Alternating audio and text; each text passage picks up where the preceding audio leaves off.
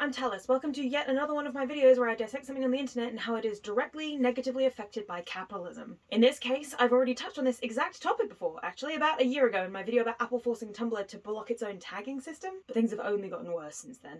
I danced around the topic a bit in that video, so this time I'm going to say it outright. Advertiser-friendly censorship is killing art. You've probably noticed it in the last couple of years, not just on Tumblr but on TikTok where people can't say the words they actually mean for fear of getting censored, on YouTube where you can't swear in the first allotted time of the video, and even if you follow that arbitrary guideline, because as I've said before, only American advertisers care if people swear, we're all adults, grow the fuck up, there's still no guarantee that your video won't get suppressed if you swear in the rest of the video. I might have completely screwed up my chances of the video ending up getting pushed by the algorithm by saying the word fuck, which is insane. It's puritanical. Internet culture is training people to police their own content in order to be shown to other people, not for safety reasons or to make sure we don't let hate speech slip by, because trust me, that is still slipping through the cracks, but to make sure that all the content they're putting ads on meets up to the advertiser's standards. We're homogenizing entertainment for a wider audience, which also means ironing out all the originality and flair the content has until it fits in properly with a corporation's idea of what wider audience actually means. And because history is cyclical and it has about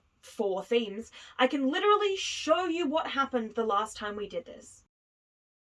The Hays Code, or Motion Picture Production Code, slightly less catchy, was a set of rules applied to film releases in the US from 1934 to 1968, which described acceptable and unacceptable content, and expected studios to self-censor their works for distribution. It got its name from Will Hays, who was the president of the Motion Picture Producers and Distributors of America at that time. What a fucking mouthful. And who pushed the adoption of the code from 1930 until it was officially enforced from 1934. The Hays Code was divided into 2 parts, a set of general principles and a set of particular applications. The general principles was about the film as a whole. No film should lower the moral standards of those who see it. The idea was that any depiction of behavior that might wrongly influence the audience, and in particular women, children, people of color, and people in lower classes, you know, the kinds of people who could revolt, all films should depict the correct standards of life and uphold the law and ensure that any depiction of a law being broken was shown to be bad, just in case audiences forgot how laws worked and decided to leave the cinema and follow in the character's example. Because I know that when I left Ocean's 11, I immediately went and robbed a casino.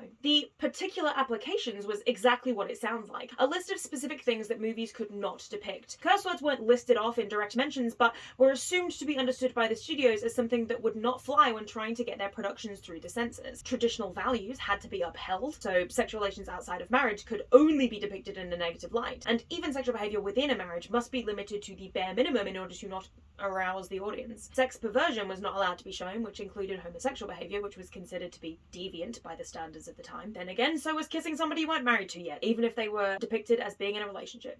Miscegenation was also banned, so no mixed-race couples of any kind were allowed. All criminal action had to be punished, and the criminal was not allowed to be sympathetic to the audience. So throw any kind of nuance out of the window right now. No Ocean's 11 for you, not even Despicable Me. You get Yo Gabba Gabba and nothing else! Authority figures had to be treated with respect, including the clergy, who were not allowed to be portrayed in a negative light, which is ironic. According to the code, art must be handled carefully because it could be, quote, morally evil in its effects, which is not only a deeply, deeply Catholic worldview, but also one that is fundamentally incorrect. Art is art. Some art is bad.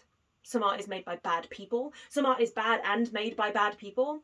Even worse, some art is good and made by bad people. Art can and does affect the world around it, and it's ridiculous to pretend it doesn't, but not in the video games are poisoning the youth way that conservatives cry about from the rooftops. Putting aside the profound effect that one piece of art can have on an individual, it's not art, it's the culture of policing art that becomes dangerous.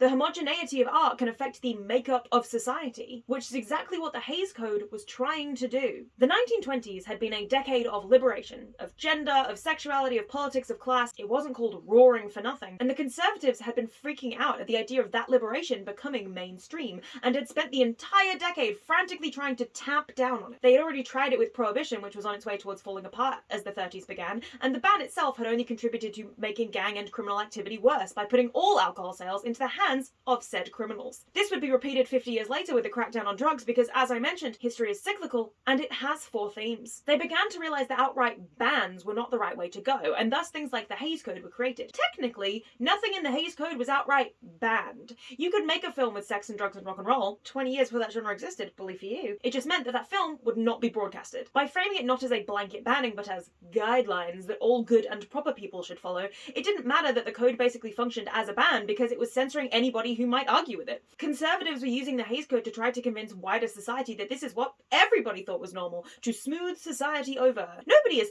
actually going out and having casual sex, or making friends with people of colour, or being gay, or, heaven forbid, swearing. That's all stuff that vagrants and criminals and deviants do, not us normal people who follow Christian values and have never had an orgasm in our lives. We keep our heads down and respect piety and consume the same thing as everybody else and never question the rules. That's the way you should be living. Now, I'm sure I don't need to point out the similarities between the 1930s conservative upswing resulting in censorship and the current government of China's consistent upswing in censorship. It's largely because they're exactly the fucking same. It's literally that copy my homework but make sure to change it meme. Honestly, I could have a whole tangent just about that, but I've already written far too much about it in my upcoming video on Chinese bromance shows and their censorship of gay content, so I'll save it all for that video. But the result of censorship like that, on that broad of a scale, is that society just fucking grinds to a halt.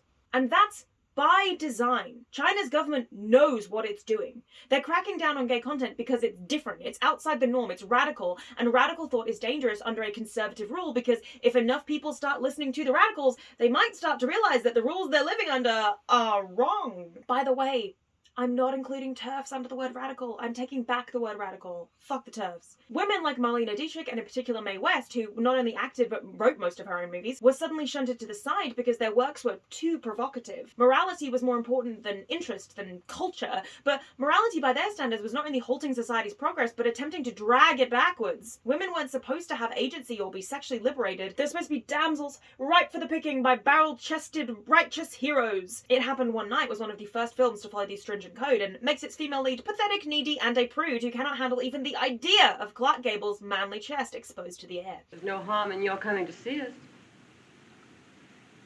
Not interested. Won't I ever see you again?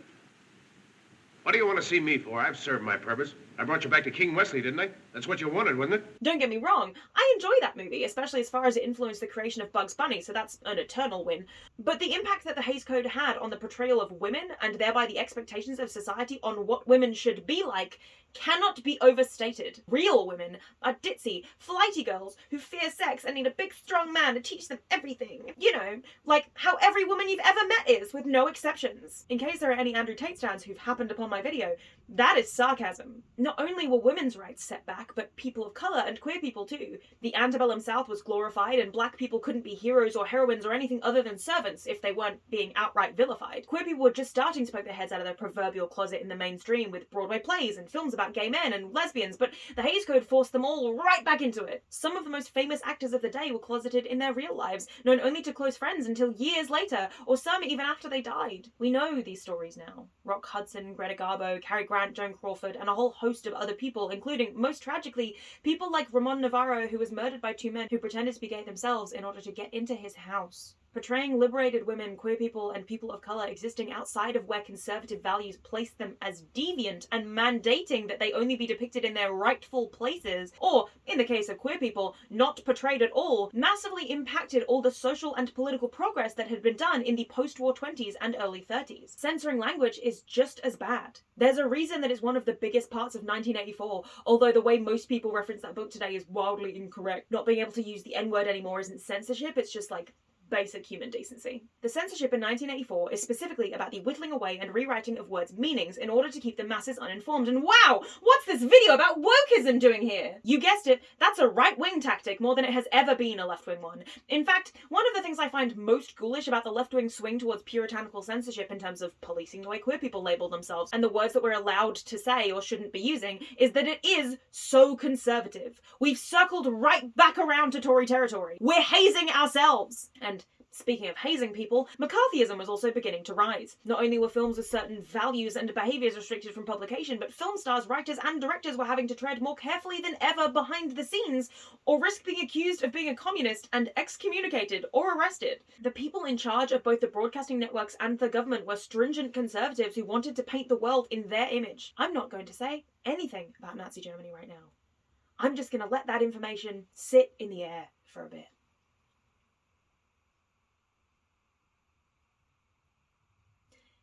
Now that we're all sufficiently uncomfortable, I should mention how this rigid expectation for humanity not only ended people's careers because their films couldn't get made, see Mae West, that strategy that the South Park boys put into place of putting even raunchier jokes into their scripts in order that the raunchy jokes would get cut so that the jokes they actually wanted would stay in, that strategy was basically invented by Mae West while she was writing under the Hays Code in Hollywood. Like, she's on record as saying that was something that she would do way back in the 30s. Well, I'm caught between two evils. I generally like to take the one I never tried. Take care of these men. Yes, give them all my address. I am delighted. I have heard so much about you. Yeah, but you can't prove it. Haven't you ever met a man that can make you happy? Sure.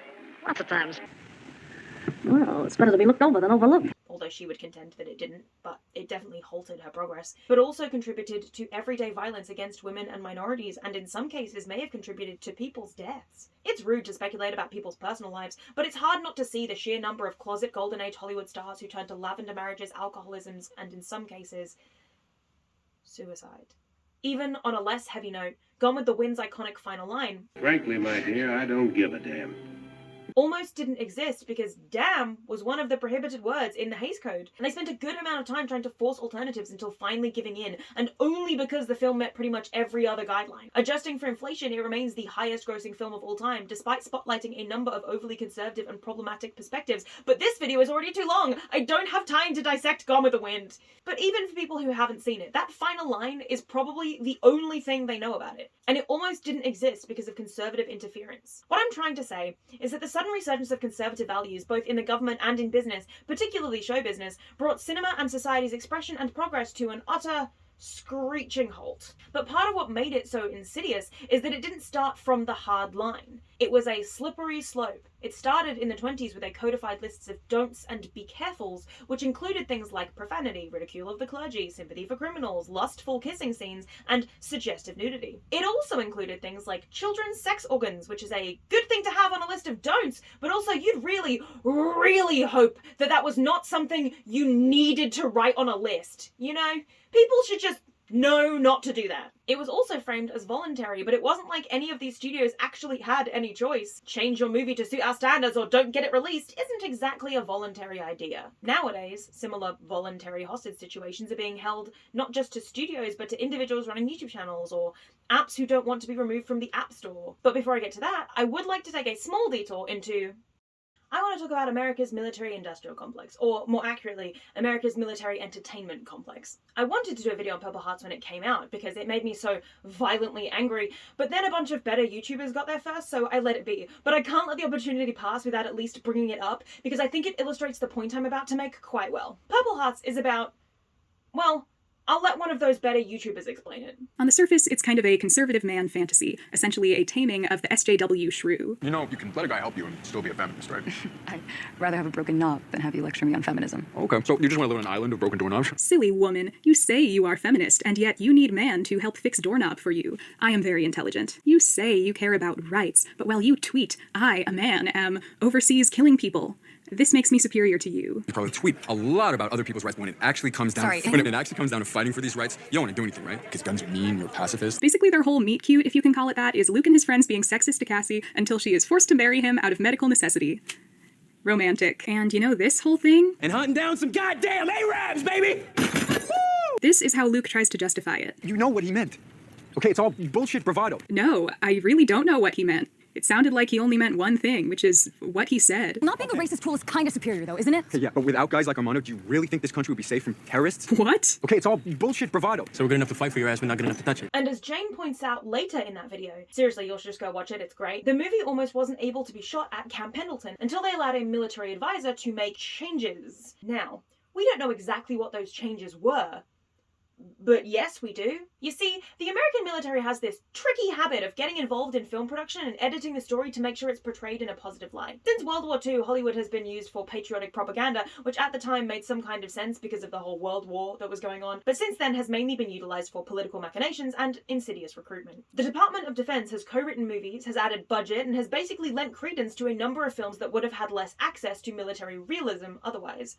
Top Gun was specifically aimed to rehabilitate the military's reputation after the Vietnam War, and it's a fairly obvious example of military posturing, but it's not even close to the only one. According to the 2022 documentary Theatres of War, over 2,500 movies and TV shows have been supervised by the DoD. Some obvious ones include Iron Man and Air Force One, NCIS, but there are some bonkers examples like Batman and Robin and Jurassic Park 3. The military wants to control its image by leveraging resources in exchange for manipulating films to be more favourable, and it's been doing it for so long and so successfully that it's basically a given at this point. It's not a Hays Code, but it's the next best thing because it controls how realistic your film is, or whether or not you can film on actual military bases or get better funding. If you don't agree, you're shit out of luck. Movies like Apocalypse Now were forced to film on lower budgets and with less assistance because they refused to compromise their story's less savoury elements for the sake of making the military look better. And now, obviously, it's one of the most famous movies of all time, but would it still be if its production wasn't so fraught and the story was buffed and whitewashed until it fit a certain idea of what the public should believe? Which brings me back to Purple Hearts, which tries to create the romantic framing device of liberal girl meets conservative guy and they meet in the middle, and peppers in so much distasteful language and pro-military propaganda that it might as well be a 2-hour advertisement. It's a conservative dream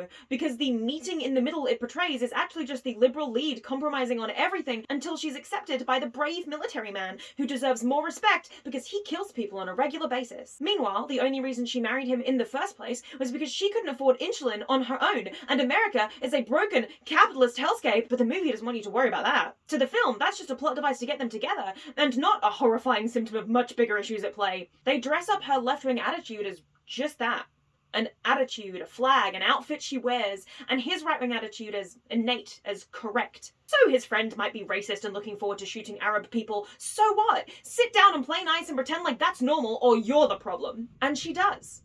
She compromises and becomes so lenient that she basically ends up a shill for the military by the end. The power of love cured their interpersonal conflicts and also her left-wingedness. So much of my response to this film can be summed up by that scene in Community. I can excuse racism, but I draw the line at animal cruelty. You can excuse racism. So maybe the script was always garbage. It's a Netflix film, so odds are good, but maybe the military and conservative posturing in this film wouldn't have been so blatant or off-putting if they hadn't wanted the assistance of the DoD. Maybe it actually would have portrayed a meeting in the middle. Not that meeting in the middle works ideologically or politically, but that's not what we're arguing here. Government interference is all over this movie. We don't know what it would look like without it because we don't have access to a universe in which they didn't get DoD supervision, but it's at least something to think about. Because the military isn't the only thing trying to have a say in what entertainment we see. It is well documented how much it was inspired by Hollywood, and if you want more information on that, I'd recommend the podcast Behind the Bastards: How Hollywood Helped the Nazis, because it's informative and funny and honestly saved me from doing yet another rabbit hole for this video because basically everything I would have covered about the Nazis has been pre-covered by them, so you just go check them out. It's great. Germany's propaganda machine was heavily influenced by the already existing one in America, but they aren't the only governments well versed in propaganda. China, as I've already mentioned, has a stringent Hays Code of its own, but other governments have subtly and not so subtly interfered with their country's art and film production too. Spain, Poland, England, Russia, and a whole host of other countries have tried to manipulate the perception of their government in the public eye. And then there are the real bad ones, like North Korea, that just take ownership of all art entirely so you can't say something with your creation that they wouldn't allow you to say. Governments being able to police art is dangerous. I don't think that should be a surprising or controversial thing to say, and yet I know there are people out there who would disagree. Conservatives in America generally don't want more government oversight, and yet a chunk of them are willing to let Republicans crack down on drag shows. That's literally art, guys. I don't know what to tell you. Do you want less oversight or not? Do you only like the crackdowns when they're coming for things you personally dislike? What about when they reach over that line? What about when they start coming for things you have a personal stake in? When do your principles stop being theoretical? There's plenty of shit I don't like in art. I don't like the normalization of gun violence. I don't like abusive relationships being portrayed as romantic. I don't like conservative comedy shows because they're allergic to comedy and it sends me out in the hives. But I'm not rallying every left-wing person I know to censor that art because, unfortunately, I think that art has a right to exist. I think it has a right to be critiqued, and I think the idea that you can't be wrong about a piece of art is dumb and something I'll probably interrogate in a different video. But unfortunately, I do think conservatives should legally be allowed to make their shitty fake centrist rom-coms, provided they're not literally being propped up by the government or military, because that's just propaganda. When people prescribe art to a specific set of qualities and attack everything that lays beyond those lines, we have to understand what they're doing. Those qualities, they just so happen to perfectly align with the dominant cultural ideology, don't they? They're not showing respect for the craft. They're not trying to uphold meaning. They're enforcing a hierarchy. They're attempting to define a cultural narrative. And above all else, they're not talking about art. And if you think a government policing entertainment is bad, I need you to understand that corporations and advertisers being able to police art is even worse. Because corporations and advertisers don't have to answer to the people if they do a propaganda. They're a company. They're not democratically elected. They don't lose out if we notice they're doing something bad unless we stop buying their products. And in some cases, like with Eli Lilly, people literally can't stop doing that. As Purple Heart so bravely drew attention to before missing the point entirely, people can't live without insulin. And even stuff people can live without. You can't just vote out a company like you can with a government. Shein is infamous for running its business out of sweatshops, but people still shop there because it's the cheapest option and they might not be able to afford other clothes. I know I've done it in the past. That's also a governmental failing, but what's a governmental failing if not a feature of late-stage capitalism? At this point, capitalism controls us more than governments do, and that's a scary, scary thought. Because the Hays Code was bad, but we knew it was there. We knew where the parameters were for what was acceptable. Now, modern day, advertiser-friendly guidelines are doing the same, but a lot more insidiously, because we don't have a code we can refer to. We spend all this time trying to get it right so we don't get suppressed, and then the rules change and we're completely screwed. It started with the adpocalypse and the whole "Won't somebody please think of the children?" rhetoric, but it's not about that anymore. If it were about that, they'd actually be policing children's content creators for their harmful advertising practices or promotion of gambling or general inappropriate content aimed directly at kids. But they're not. They're just putting blanket bans over everything and hoping that that does the same thing. It won't. Like, not to state the obvious, but preventing people from talking about being gay in the 30s didn't stop people from doing it. All it did was marginalize us for longer. We're still here. We just had to fight harder to get here. So they inconsistently enforce rules like no violent content over smaller Let's Play gamers, and then when those YouTubers complain that it's hypocritical, rather than admit that it's perfectly valid to profit from that content, they just double down and demonetize all those bigger YouTubers too. News channels like Phil DeFranco frequently get their videos blocked or suppressed for talking about unsavory topics, despite the fact that he's literally a news channel. COVID-19 and coronavirus and pandemic were all words that would get your videos blocked or demonetized during the height of the panoramic, despite the fact that it's what everybody was talking about. Because they didn't want to bother actually regulating their content and only striking the videos that were conspiracy stirring or swindling people or spreading misinformation, so they just got rid of it all. They had the same philosophy with the dislike button. Despite the fact that the dislike button is a useful tool for consumers, they simply decided it was too much negativity and they nixed it entirely. Except, no, they didn't, because creators can still see the dislikes. If their whole rationale was that it was negatively affecting creators, why would they leave it visible to us? Let's see their reasoning. Apparently, groups of viewers are targeting a video's dislike button to drive up the count, turning it into something like a game with a visible scoreboard. And it's usually just because they don't like the creator or what they stand for. Yeah, that's what disliking things means. That's a big problem when half of YouTube's mission is to give everyone a voice. Oh yeah, give everyone a voice. Except for the people watching the video? You can still dislike videos, and that action will be used to tune your own recommendations, but you won't be able to see the dislike count. Only the creator can find it on the back end if they want. Wait, we can still see the dislikes? What? Let me just check on this. Oh no! My mental health! It's declining! What makes online media different from other forms is the inbuilt democracy and audience engagement. Comments aren't just commentary to content, they are part of it. They are there to correct, communicate, and compare your hair to Guy Fieri's. The like to dislike ratio is a voting system. It's what tells you if a tutorial works, or if you're going to be scammed, or if the creator is a lying piece of shit. Dislikes are a necessary evil that keep user-generated content in check, and I sincerely hope that next year YouTube sees the error of its ways. Not to mention the outright hypocrisy on display by said advertisers based on the last 40-something years of overly sexualized, misogynistic, insane ads that for at least all of my childhood were the absolute norm.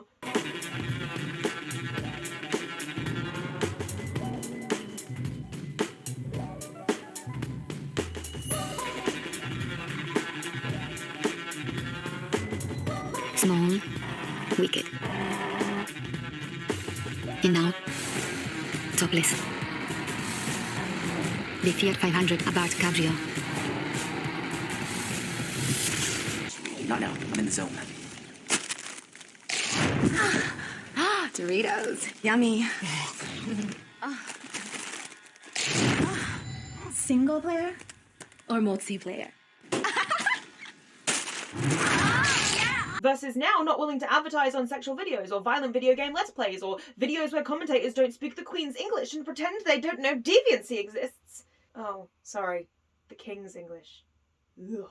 The drama with OnlyFans attempting to ban sex work on the app that literally made its living on sex work because the banks weren't willing to play ball got swept under the rug after they started paying them again. Meanwhile, behind the scenes, banks are the worst of them all in terms of scandal and drama.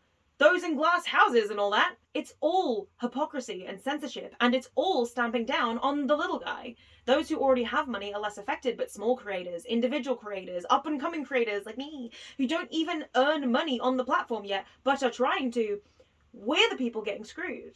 Because I want to make the content I care about, but if I have to censor myself to do it in order to get paid because advertisers might not like my videos if I talk frankly about my sexuality, what's the point of this site? What do I have to change in order to even reach the kind of safety where I can swear in my own home or talk about controversial topics without worrying about my content getting suppressed? Meanwhile, Steven Crowder earns so much money that he threw a hissy fit when the Daily Wire offered him $50 million.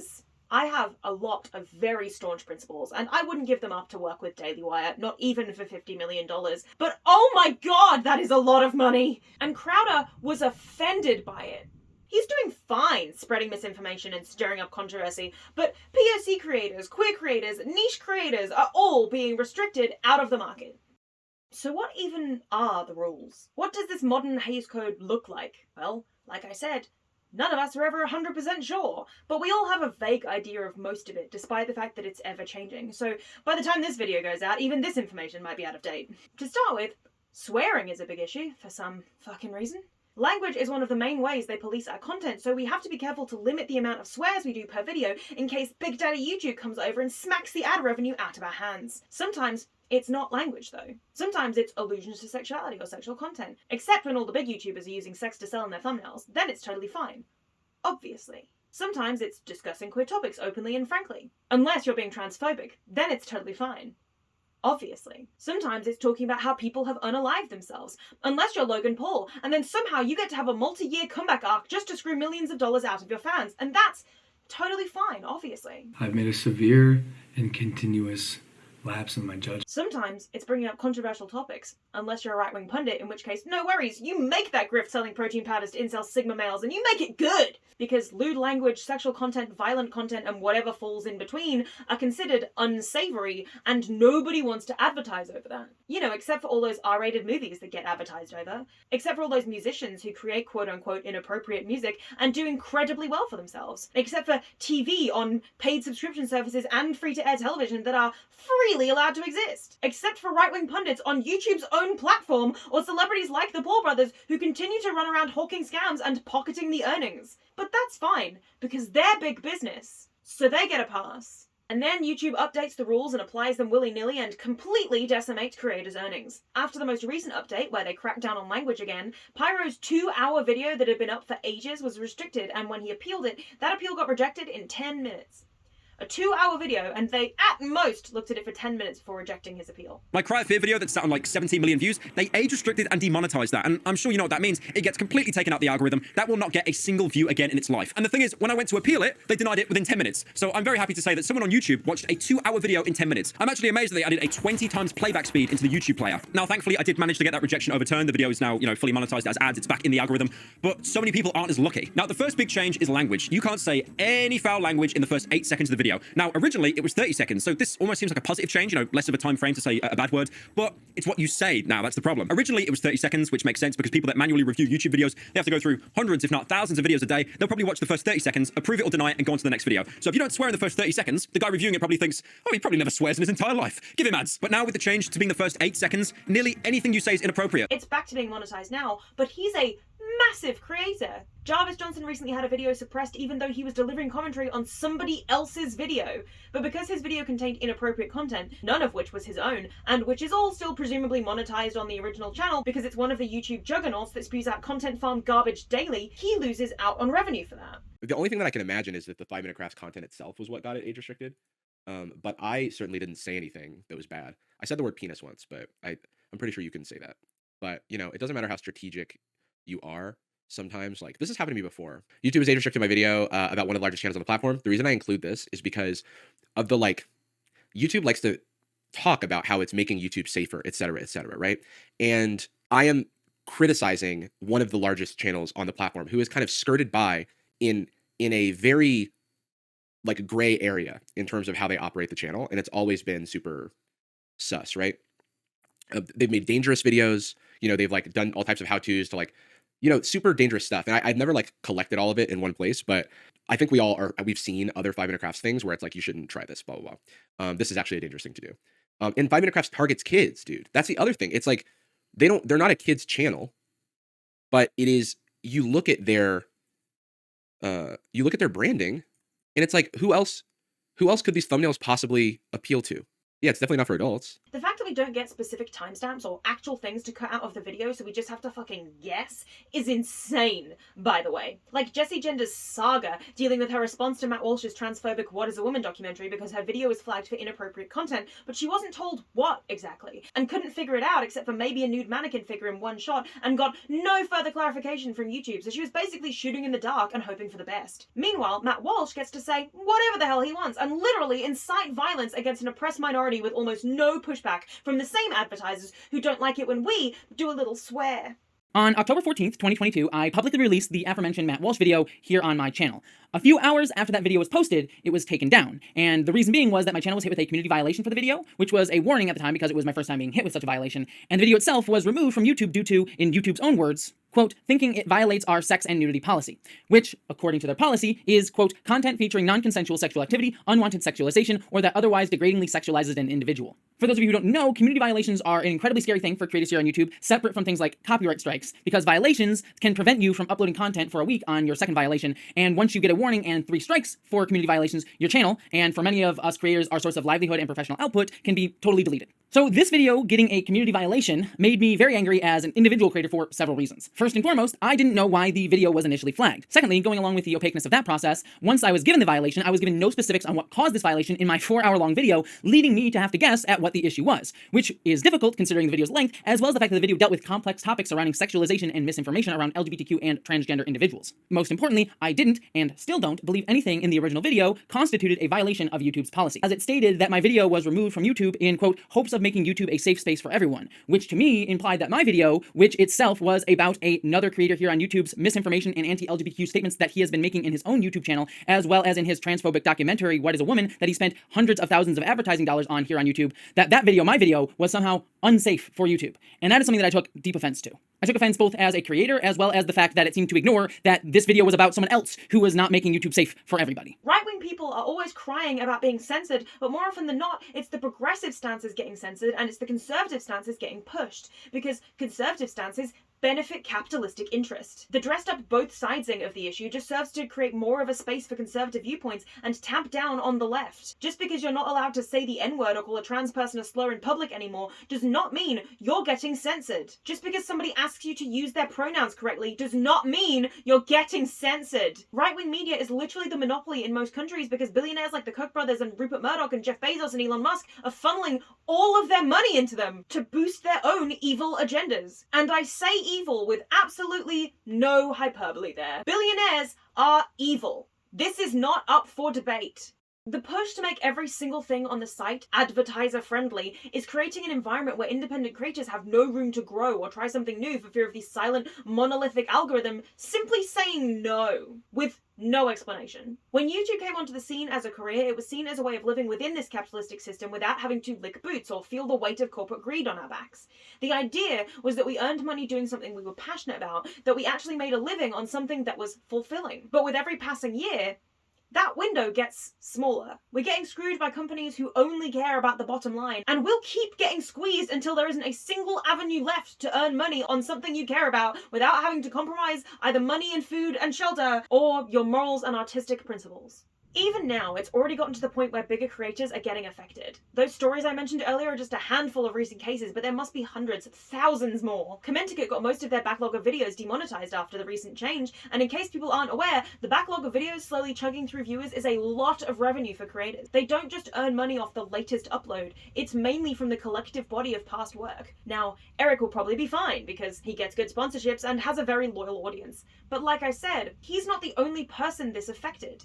Also, while I was finishing up editing this, Tom Scott tweeted this about YouTube age restricting his video that's literally about like advertiser guidelines and like restricting things, and like, you know, it's crazy to me when you watch that video that's what that video is literally about, but also the fact that like every single Tom Scar video has a classification in front of it. Like it has this is the recommended age for this is what you'll find in the video, like, you know, there's violence in this video, there's, you know, sexual content in this video, whatever. Like he literally tells you up front, he gives you a classification, and YouTube just like ignores it for the sake of just shutting everything down. I don't understand this policy. Oh, it's so frustrating. People are becoming scared to create things in case they funnel all their money and time into something that the algorithm suppresses. There are videos I would love to make that would be too time consuming or cost more money than I think I can afford right now, that I might never get to make if the system keeps going the way it does. Hell, this channel might never get monetized at all. It might just be a pipe dream, and that's okay. But if it is a pipe dream, I want to be able to say that I failed because of something I did, not because the algorithm arbitrarily decided my content shouldn't be seen. Because then I'll never know what I actually need to do to improve. I'll always be wondering if it was me, if it was something I did, what I could have changed, and I'll never get any answers. That's a death knell for creative types. Genuine question to YouTube. What are you going to do about this? Are you going to let the site continue to spiral downwards into this hell of advertiser-friendly content that is actively hostile to the creators on it unless they fit into a very particular, easily brandable mold? Or are you going to actually listen to us? The people who make all of your money? Because as Jarvis pointed out, at a certain point, this starts to become wage theft. If they have automated systems flagging things 24/7, then there should be people who can right the wrongs of those automated systems 24/7 as well. And I'm not sure to what degree YouTube has those systems in place. It is a little bit of like there is a bit of a wage theft argument. Ultimately, you know, I will be fine, but just this systemically is an issue. Despite the fact that I'm not even a monetized channel, there might be ads on this video, because YouTube can do that. They can earn money off content I've made without having to pay me for it. I've seen a couple of comments over the year about the frequency of ads on the Izzy, My Babysitter's a Vampire, and Childhood Trauma videos, and as much as I agree with you, my hands are kind of tied. You see, when you become a YouTube partner and you're able to monetize your videos, you can set what videos have ads on them, the amount of ads on them, the ad length, and if you can skip them or not. And because I'm not a total business hungry monster yet, I'm getting there, I try and space out all the ads best I can and make them all able to skip. But if a video gets claimed, just like all my videos do, the company that claims it pockets the money, and they also get to control the frequency of ads on those videos. I did not know that. And because they already don't care about the quality of video, I mean, they just claimed a random video that they probably didn't watch. They just slap ads all over that thing, as frequent, as long, and as unskippable as possible. And the worst part is, to my knowledge, I can't even turn monetization off after a video has been claimed. Because if a video was claimed, then I would just be like, okay, no ads, that's fine. I can do without ads. But it makes it, once it gets claimed, it is out of my hands. And that's not even getting into the way that AI generators are raking over already existing art and writing and videos and content in order to create new content that those creators it stole from won't see a dime of return on. But plenty of other people have done videos on AI, and that's far too much of a tangent. Just know that it's also a part of this capitalistic encroachment on society. People who don't want to put in the time or effort to create or pay for art of their own just use a generator and call it a day. Meanwhile, all the artists the AI raked from to create its database are left out in the cold. We're automating creative pursuits. How is this not a dystopia? TikTok barely pays its creators anything at all, which is a whole separate issue that I think actually does legally fall under some kind of wage theft, because my god, videos and creators with millions of followers are earning tuppence while being the backbone of the app, and that's just upsetting. Now, I'm not an advertising genius, nor am I particularly intelligent outside of literary and academic pursuits, but it seems to me that something's gotta change. Possible, and very obvious solution, rather than age-gating content or putting a blanket ban on everything and fucking over creators' livelihoods, allow us to categorize our videos. This is literally how the original film classifications came into being. The Hays Code was too restrictive, and people started to flaunt those restrictions until they broke free entirely. By creating a system of categorization, it enabled R-rated movies to exist without stopping them from being broadcast or editing them until they were unrecognizable. We wouldn't have Deadpool without them. By having a PG-M-R rating or something to that effect on videos, it would be easier to regulate our so-called inappropriate content while allowing us to earn revenue from advertising. And of course, that's not a perfect system and it could easily be exploited, but YouTube has already shown us it doesn't care how easily exploitable the system is as long as they're earning money. So I think they should try it. Or, I don't know, just honor the tick. When we tick that little box that says our content is not aimed at children, just maybe assume that most adults can consume content critically. Now, sure, some of them can't, but if you're always playing for the lowest common denominator, we're going to end up in the idiocracy society. Assume that adults can deal with swear words. Assume that adults can deal with allusions to sexual violence. Assume that adults, and this is crazy, are adults. Sure, advertisers have to worry about what their ads are being placed in front of, but do they have the same worries when they're in between Fox News as they do before getting pasted in front of Phil DeFranco? Well, TV's more regulated. Except when it isn't, because the shit Tucker Carlson says is straight up lies, racist, and evil, but he's doing great. He's not losing money because he didn't swear when he called immigrants a scourge on the earth. And I know you don't want to do this either, because you get so many of your views and engagements from kids wandering around freely on the internet watching whatever shows up, but you either care about child welfare or you don't. At the moment, children can watch creators emulating Andrew Tate just fine, and those creators will keep earning money, while queer creators who made the mistake of debunking the myths of a transphobic documentary get royally screwed by the algorithm. Cracking down on this stuff doesn't fix systemic issues, it just makes passionate creators fall out of love with the site and maybe even leave to other sites or just give up on pursuing this kind of job entirely. I know that's the feeling I get when I can see the moment my videos stop getting pushed out despite having a pretty healthy and consistent amount of engagement. Just utter despair over something I have no control over. I don't know how to fix this, but I do know that YouTube needs to take a long, hard look at their guidelines in order to ensure the longevity of the site. Because the longevity of your creators is the thing that will keep the site going. And if you keep pricing them out, if you keep shutting them down for the sake of the advertiser-friendly, mythical, wider audience, you will run this site directly into the ground. I don't have a fun outro for this video. Frustrated at capitalism and corporations and consumerism and conservatives.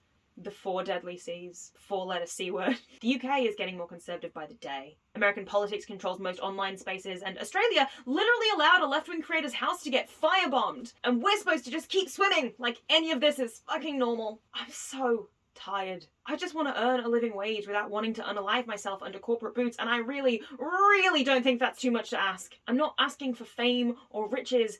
I just want a livable wage. I want the money to put food on my table and clothes on my back and maybe enough extra to get a dog, because Lord knows at this rate I'll never be earning enough to own property or have children. And I think a dog would at the very least improve my mental state. The UK doesn't really do mental health service animals, but God, do I need one. I'm a fucking wreck at the moment. Video on that pending. It's just so frustrating, exhausting, and saddening, and it makes me wonder why I try. We all deserve better than this. YouTube needs to treat us better than this. Or we need to unionize. That's right, baby! This has been an anti-capitalist Marxist fucking essay all along! That wasn't a secret. It's the trickle-down part that's so frustrating. We're just emulating the larger model of capitalism within this corporate model of capitalism. And I know that this is a corporation. I'm very aware of that. But it used to be a more user-friendly corporation in a lot of ways. And it's just getting more and more restrictive, mandated, broken. Video coming up, if you're still sticking around this long, I guess we can talk about it. I have a video coming up about my attempts to navigate my way through the NHS system of mental health treatment as a mentally ill person, and how just impossible that is. It's already been pretty demoralizing just from this week. So I'm hoping that my video will be able to shed some light on what that's like to navigate as a person who already struggles with that stuff, who needs help with that stuff, navigating it on her own. It's really hard. Like, we are being left out to dry by these capitalistic corporations and systems being set up by capitalistic conservatives, and it's screwing all of us out of not just the right to live, but the right to have joy. We have every right to be happy. We have a right to happiness. Life, liberty, and the pursuit of happiness is literally in the American Constitution, but it's also in like the UN's like human right. And it just seems to get shunted to the side by capitalism. Well, you shouldn't like your job. You should just keep your head down and work. It doesn't matter that you don't earn enough money to do fun stuff outside of your job, because you should just be earning enough money to live, and wanting anything else is just gauche. We all deserve to make art, enjoy art, afford art. We all enjoy to exist in the world and be happy. We shouldn't be getting priced out of owning books, of seeing films, of taking up hobbies. You know, people in my grandparents' generation, everything was so affordable. Houses were affordable, hobbies were affordable. Nowadays, dude, my paycheck will barely get me to the end of the month every month. I know people whose paycheck doesn't get them to the end of the month. I know somebody who might end up being homeless because they can't find anywhere to live at the moment and they're getting evicted. There's so little care shown for people the poorer we are, as if the poor is something we can control, as if that fucking pull yourself up by the bootstraps mentality is so aggravating because it comes from a saying that is a fallacy. The whole point is that you can't pull yourself up by your bootstrap. It's a ridiculous thing. Try and do it. Lean down, grab your shoes and yank them. See if you can stand up straight. That's not how that works. It's never been how it works. Humans aren't built to pull themselves up from their bootstraps. Humans are built for community, for innovation, for creativity, for art. We're not built to live under capitalism. I'm so tired of pretending like that's normal. Anyway, I'm gonna go and let myself get bullied by the NHS now. Annyeong!